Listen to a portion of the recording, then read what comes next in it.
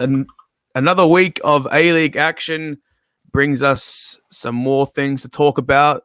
Currently, as we are speaking, the Wellington Phoenix are facing the Western Sydney Wanderers at Bankwest Stadium. I believe the Western Sydney Wanderers have equalised through Daniel Wilmering. So there's your A-League fix for the next 5 minutes until something else changes. But joining me as always is Cameron Wiper, all the way from the UK. It was obviously starting a little bit early today. I think 7:30 is actually a really nice time slot, like prime time viewing. But Cameron, what do you make of the weekend's action? Yeah, it was a bit crazy. We had started off with MacArthur being thrashed really by Melbourne City in the space of 15 minutes. That was a bit of an upset, but I think it just showed how good Melbourne City were, and they're a force to be reckoned with this season. And then Alex Wilkinson scoring his first goal in 10 years. That's pretty special as well. Yeah, definitely. I mean, yeah. Go on. Yeah, keep going, mate. Sunday was obviously all down to the weather at the Central Coast. That sort of affected everything. And it showed that Central Coast do have some sort of chink in their armour, which is, it's good for the competitiveness of the league. We don't want anyone running all over it. Maybe not so good for their story.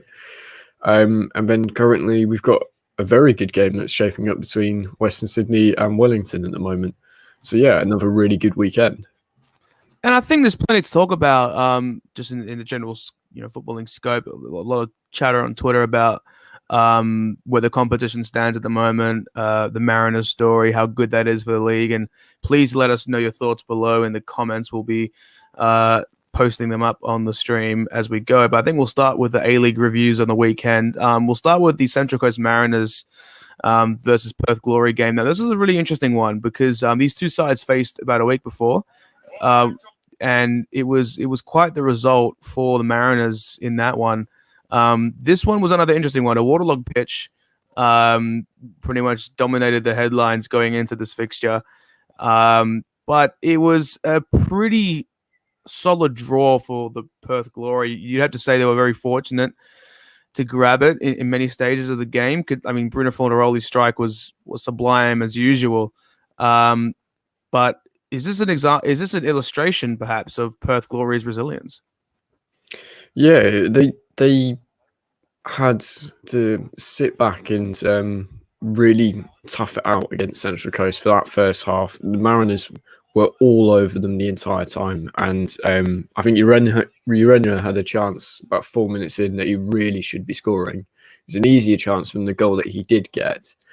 The Mariners was so dangerous all throughout the game, and then there was a flurry as well where there was about 4 attempts in the space of 4 seconds in which one of them really should have gone in. But Perth didn't let that affect them, and they found a way to claw themselves back into the game, which is fantastic to see because we haven't seen so much of that apart from the Adelaide game earlier in the season where Perth could really get back and hold their own. And they were, even in the second half, they had a lot more of the ball, but they didn't really create very many chances. But when they did have that, those 1 or 2 half chances, they put them away. I haven't seen the actual shots stats in my. I believe it was something like 15-7. Yeah, it was. Just by watching the match, you could tell that Perth were although they had a lot more of the ball in the second half, they didn't really create very much. But what they did create were 2, really decent chances that were taken very, very well. I think it's a bit underrated how well Fornaroli can play in the air. It does help when you've got Neil Kilkenny that's able to put a ball on sixpence. That's a really, really good header. Then D'Agostino's goal was really well taken. I think the Mariners will be bitterly disappointed that they didn't, make the most of their first half advantage. And they will also be disappointed in the manner in which they conceded the second goal. I think Birighitti should be doing better and to not be beaten at his near post. But, they do what the Mariners do and they just kept on fighting. They wouldn't say no. And they found a way to get back into the game. Although, a lot of Perth fans are very up in arms about how it wasn't clear and obvious. I think at the end of the day, it was naive defending from Luke Bodnar. He was outstanding for the 86 minutes previous to that. He was a brilliant debut from him. It's just a shame that it was his mistake that gave away the penalty. Penalty, yeah. No, I think that's it. That's a showing where the VAR has been used correctly in the A-League. Yeah. That was a clear penalty from my perspective. You headed his head clearly, was back as opposed to the ball. So clear penalty there. I just think the Mariners, this is showing that they're a quality side. I just think if it isn't clear already, the Mariners definitely have finals quality within them. Championship aspirations, I think it's a little bit premature to consign a title. It's consign that sort of definition to them, what they represent. But I think in these conditions, Perth are able to sort of play to their strengths in driving the ball forward in a straight direction and not really having those segments of play where that they'd have to run after the ball. Nick D'Agostino showing his striking qualities as well as, in my opinion, probably the starting striker for the Olyroos coming up. So a lot to take away from this one. I think that the Mariners should be very confident about where the direction they're going in. However, they had many rude chances in this one. And my understanding is that Cameron Devlin has actually scored for the Wellington Phoenix. So that's a really big goal for them. From Sorry? about 30 yards out. He's just... Oh, I've missed a screamer, haven't I? The ball's... Have I missed a screamer? Yeah, it's just been cleared out of the Western Sydney penalty area. It's set up, bounced for him, and he's hit it sort of on the half volley, cut across the ball, and smashed it into the top right-hand corner, and it's 2-1. It's an unbelievable finish, and that's probably the goal of the season so far. Okay, so you're telling... Okay, that's great. So during a live show, the goal of the season scored. That's fantastic. If I were allowed to show it, I'd show it, but not yet. Wow. That's pretty interesting. So, yeah, well, I guess we'll obviously talk about the next game coming up, but that's obviously a big goal for the Knicks, considering that he was benched at the start. But regardless, so we're going into the Sydney FC versus Newcastle Jets game. I was in transit for this one. I'm heading to the game we'll talk about next, being the Victory versus Adelaide United game. This was another interesting one where, ready areas, ready main areas, so to speak, made a horrific mistake. And I think the story for Costa Barbarouses continues. The man seemingly can't score one-on-ones, but good to see Luka Ivanovic back in the starting lineup. For the first time in it seems ages, if he's even made a starting 11 appearance. However, Luca Pircho obviously latched onto this Redmayne howler. I think it's just going to bring a general discussion. Do you think Andrew Redmayne possibly is showing glimpses of what he was 5 years ago at the Melbourne Heart? And is his Socceroos spot in grave jeopardy? Yes, his Socceroos spot is in grave jeopardy. I think there's better keepers playing abroad. We've got Mitch Langerak that's broken the J-League clean sheet record. We've obviously got Matt Ryan, and Dani Vukovic is starting every week for Genk. So I don't know how you can say that someone that's playing inconsistently in the A-League can trump those three. So yes, I think as in in the squad. I didn't expect him to start, but he was in the He's made an appearance. He's been in squads. That's what I mean. Those are three goalkeepers playing abroad at the moment that are playing a lot better than he is, and it's not. He's definitely not good enough to compete with those three. I think on the basis of this season, if you want an Aussie goalkeeper that is doing a lot better, left field suggestion: Jack Duncan has been outstanding for my money this season.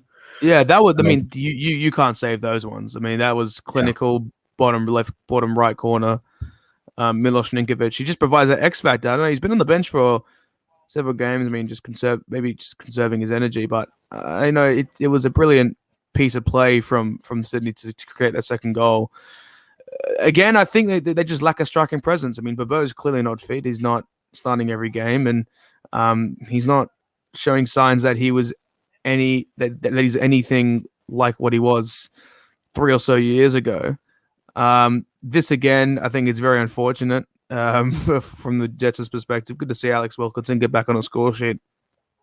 And I guess Sydney FC really needed this win, to retain their confidence going in to the next big game that they have against the Melbourne Victory. Well, big in terms of the rivalry, not big in terms of the top, in terms of the table. But the Jets, I think, since Craig Dean's appointment, they've definitely slacked back. Perhaps the players really wanted Deans to be appointed and put in that extra effort. I think slacking back a little bit. I mean, Ewell is unfortunate there to just head that into his own net. We've seen that many times before, but the Jets need to just get back on track because they have the quality. We've seen them that they're able to win games and close out games, and this one didn't go their favor, which is pretty unfortunate. But yeah, that's all I can say about that one from my perspective. It's a really good set piece, actually. I was very impressed with the ball in from Bratton. And obviously Wilkinson's header, it's his first goal in 10 years or something. And I think there was a stat that said the last time Alex Wilkinson scored, Patrick Wood was 7 years old. And that pretty much just shows how long, how long he's been playing in the league, and two, how rarely he scored goals. Because that's a remarkable stat. When one of your teammates is 7 years old, the last time you scored a goal. So yeah, brilliant on a personal note for him. And a very good win for Sydney. They needed to get a win on the board. They've had a bit of a rough time at the moment with a lot of draws. Definitely. I think there's definitely a mode for optimism for both sides. I think the Sydney FC are really starting to find their mold again. Obviously, getting 2 wins. They probably didn't deserve the one against West United as much as many people thought, but then again, that's football for you. Victory against Adelaide United. I was at this one at Marvel Stadium, and a very grim atmosphere. Maybe 5,000. Max Crocombe got dropped. Matt Acton came in, and Joe Gochi also started for Adelaide as a result of, I think, Delianov failed a fitness test. But yeah, look, Victory played the best 35 minutes in, it seems, about a month and a half, 2 months. And the free kick was probably a bit undeserved in terms of the amount of outfield quality that Victory had. McManaman and Cruz were firing for those first, 35 minutes. Ben Falami was playing out of position, which was unfortunate. And I thought that Victory didn't play to Justed as much as they would have liked. Jakobsen and Yeltsin aren't the tallest centre backs in the world, so I didn't really know why. This is obviously ruled a goal, which is obviously the fair estimation. But yeah, look, the main talking point out of this one is number one, Stefan Walk, proving himself to be one of the best goal scoring midfielders in the competition. The other one being, sorry, he's filled the sort of Riley McGree shaped hole in the Adelaide midfield at the moment. He's doing definitely a very good job of that, despite his antics in the penalty area. But he 2 really good finishes this week, and I think that was the difference between the 2 teams. I don't think Adelaide were that much better than Melbourne. I think it was overall quite a poor quality game, in my opinion. But it's very well taken goals from Adelaide that set them apart. I think Victory were a little unlucky, but they didn't create much going forward, and that was what held them back. Yeah, and I think it was a poor game in many areas. This goal was against the run of play, in my opinion. I mean, Mork just has that clinical striking ability as a midfielder. I mean, he was drawn down plenty of times by personal wish or by Victory players pulling him down. Who knows? He is a captain of the club, but he's been made to be a villain in the competition, which I understand. I acknowledge it, and the presentation of Stefan Mork as a villain makes sense. But Yengi came on and completely changed the complexion of this fixture. Admittedly, in his substitute appearances, he hasn't really shown much of what he's capable of. I believe in preseason he performed very well. this obviously is the main talking point. Yengi gets to tap in here and then goes to the Victory fans and berates them, inciting plenty of abuse, um, both in the stadium and on social media, which is yeah, it's disgusting. It's horrific, and I condemn it to the utmost extent. The fact that uh, there is racial abuse being hurled at people in 2021, let alone at all, is quite horrific, and it's damaging to the game and sport as a whole in this country. Um, Maligning one for their celebration is one thing. I think it's a great display of banter, that celebration, but to go that extra mile and to completely denigrate him for a quality which has got no relation to his footballing ability at all, it is horrific. And let's keep in mind, he had an outstanding performance. Creating that to this whole segment of play is brilliant. That vision, everything for someone like Kusini Yengi to get through. He's from the Adelaide NPL system. This is another fantastic story. He's 21 years old. He's not the youngest player on the pitch. That why the headlines out of this game for something so horrific when we should really celebrate his outstanding performance. And I think, I understand that. That's what gets you clicks and stuff. Not much has been made of his brilliant performance. I think focusing on the positives is extremely important. But just to end that little segment, the racial abuse he received and is just it really breaks my heart. And with the A-League is in such a positive stretch, to see this negativity to permeate the social media is just horrible. And the positive messages he got from fellow Victory fans and from fellow A-League fans saying, like, keep your head up, this and that, it's encouraging to see. But full stop, this should have never happened in the first place. Yeah, it was good that both Melbourne Victory and Adelaide came out straight away and said we don't condone it and this is sickening. It's obviously something that we can't have in the league. It's pretty disgusting. He deliberately celebrated in a manner that was to wind up the Victory fans, so give it to him in the stadium. But there's a line, and that was crossed really, really badly. Yeah, definitely. Look, mate, it makes for great shithousery celebration.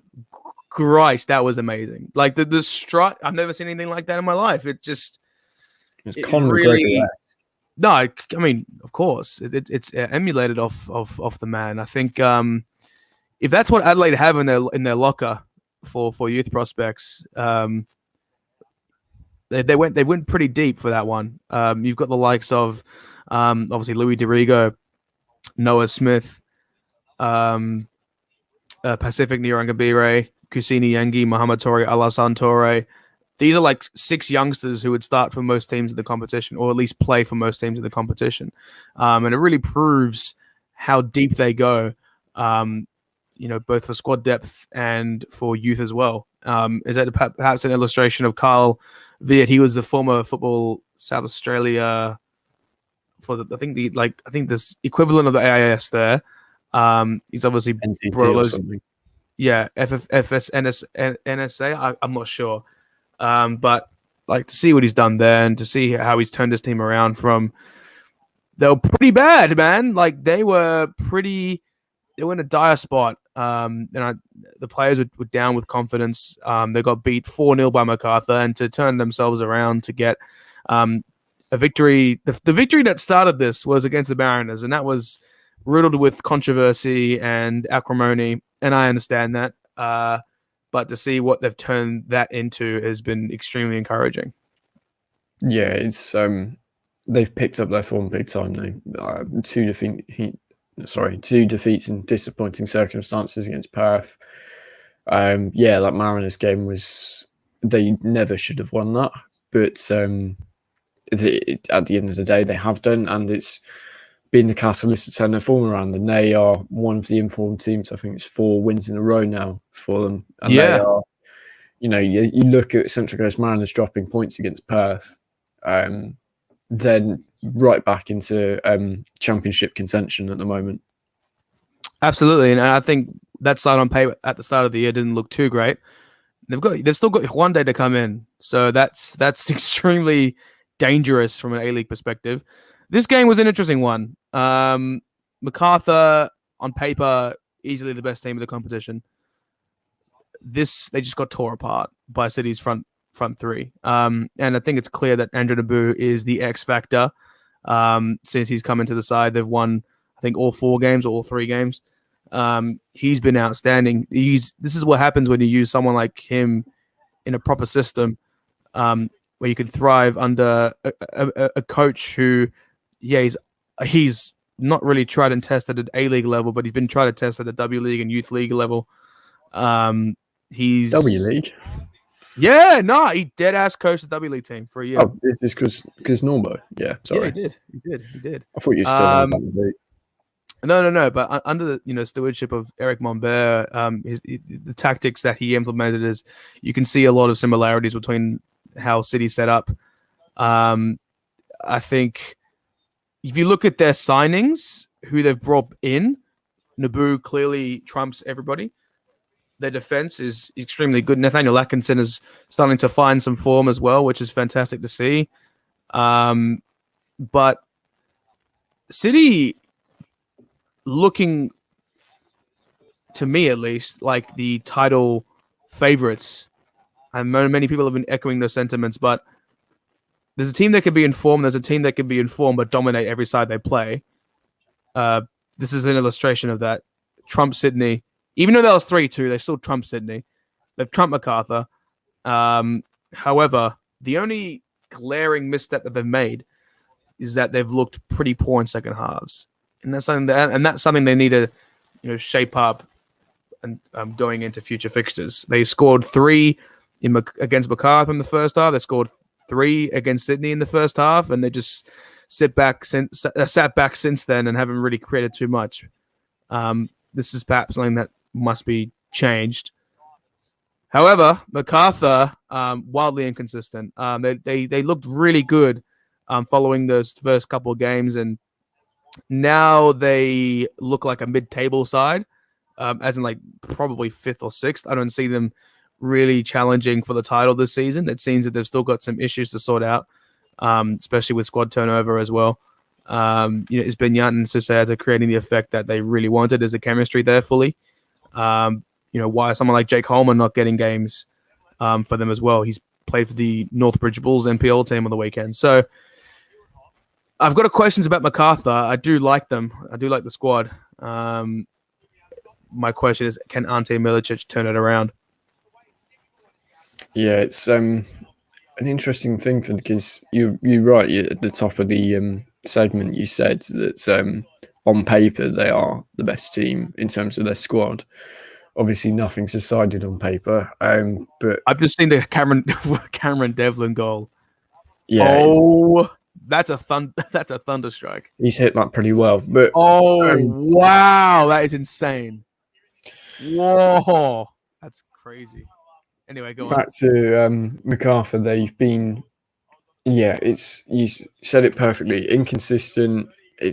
They've got such a really strong squad. Most of that team have represented their country. The back 4, back 5 even. When they lose games, they lose them really badly. That's the problem. When they lose games, they lose them badly. They lost 2-0 to the Mariners, 4-1 to West United. And that's the issue.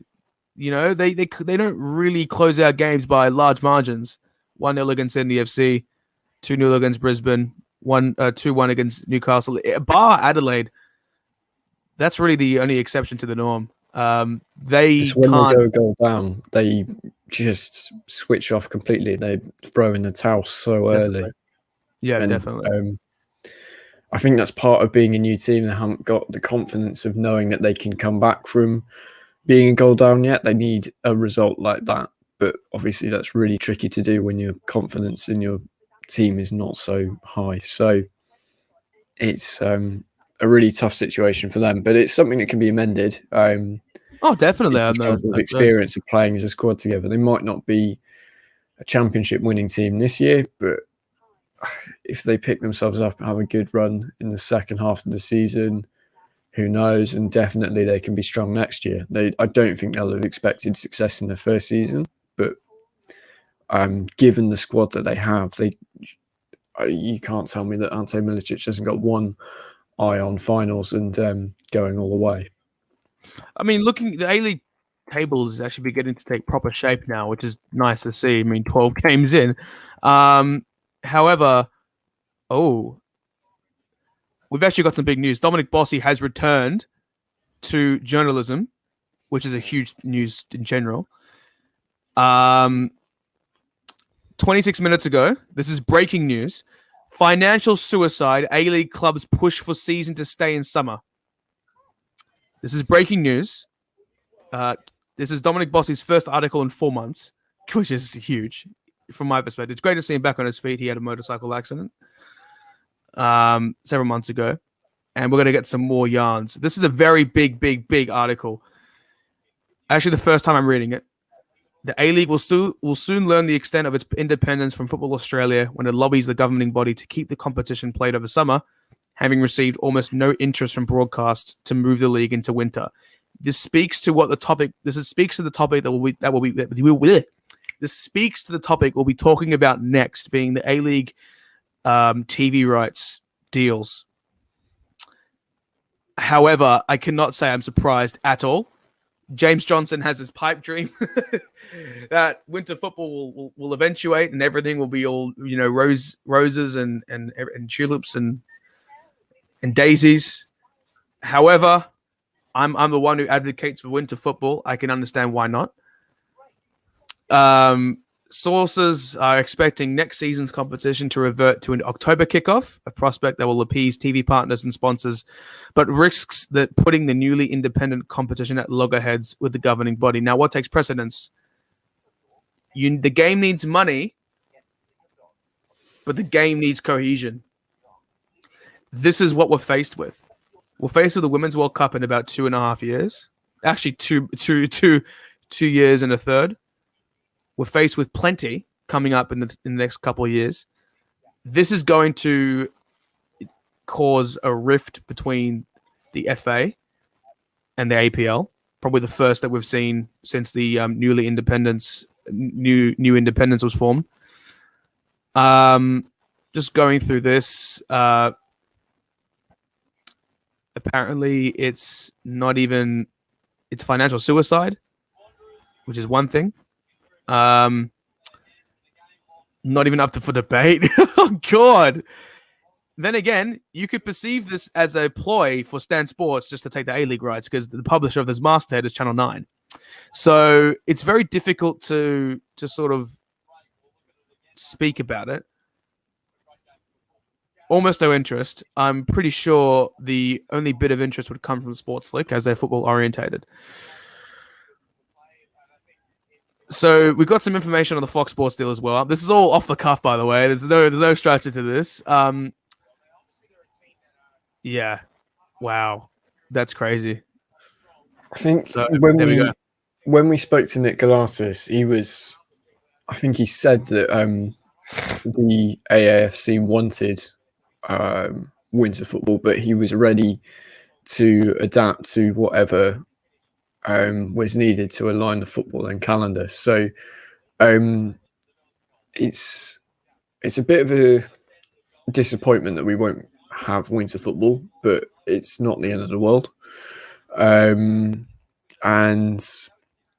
this season we've seen it's been summer football the entire time, and it's been really good quality. Obviously, if they start earlier, we'll be playing more in the deep summer months, but it's not the end of the world. And at the end of the day, the cohesion is more important than anything else. You need to have a footballing system in Australia that is taken seriously and is well run.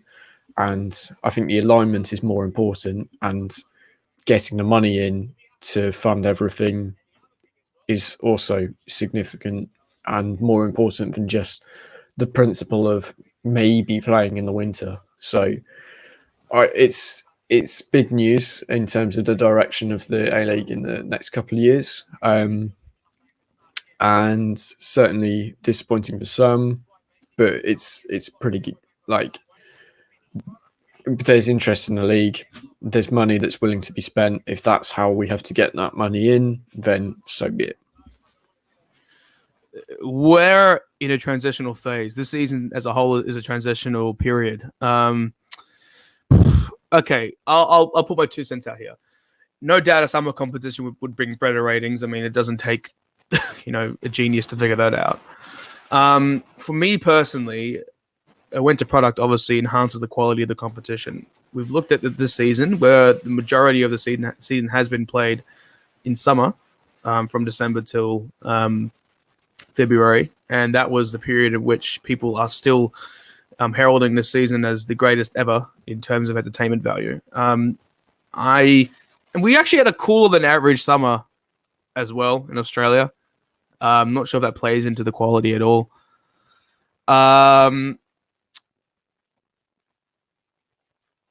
This is the first, Cameron's dropped out. This is pretty much the first major issue that James Johnson is being faced with. James Johnson has had plenty of experience. He's dealt with the coronavirus crisis very effectively. In terms of professional standard, he obviously renegotiated that Fox Sports deal for 1 year, $32 million. He managed to extract a lot of money out of Fox when many would argue that he probably didn't deserve to. This is James Johnson's first test. He needs to ensure that he plays his cards extremely close to his chest and be able to compromise for the good of the game and for the good of the professional game. The domestic match calendar illustrates this. The domestic match calendar is an illustration of how football seeks to unite itself for the first time in I'm not sure how long. However, if we're able to readjust ourselves and compromise, there are greener pastures ahead, and it appears that Cameron he's not here. Is he here? Okay, Cameron is currently standstill. That's okay though. This is a turbulent time for football. It's a turbulent time for the A-League. It's a turbulent time for this country in general, where OzTam doesn't play in our favor. A lot of things don't play in our favor. Is it an agenda against football? I don't know. One thing remains clear is that the passion is there and the appetite is there. Optus Sport is an illustration of where football in this country can go in terms of coverage and mainstream exposure and social media metrics and the likes of. I think you're back now. Yeah, sorry about that. I've literally gone on a rant, but that's okay. But yeah, I'm gonna say that football, the appetite is there. It's just how can you possibly capitalize on that? And I think using that football, that Women's World Cup as a carrot, dangle the carrot out there for anyone to eat. We'll see who wants to bite. And I don't think that there's a reason why broadcasters don't believe a winter competition is viable. I believe we should push forward and see what happens with the winter competition, with some flexibility for the summer as well. It's clear the media moguls don't, and that's why I'm not a media mogul. So there you go. Yeah, it's a tricky situation, but ultimately it's in the hands of those that are willing to spend the millions of dollars to actually back the league. And at the end of the day, they are buying the product, and it's up to them what they do with it, because, we need the money more than we need winter football. I think we do need money more than we need winter football. We need a broadcaster who's going to care about the game in summer.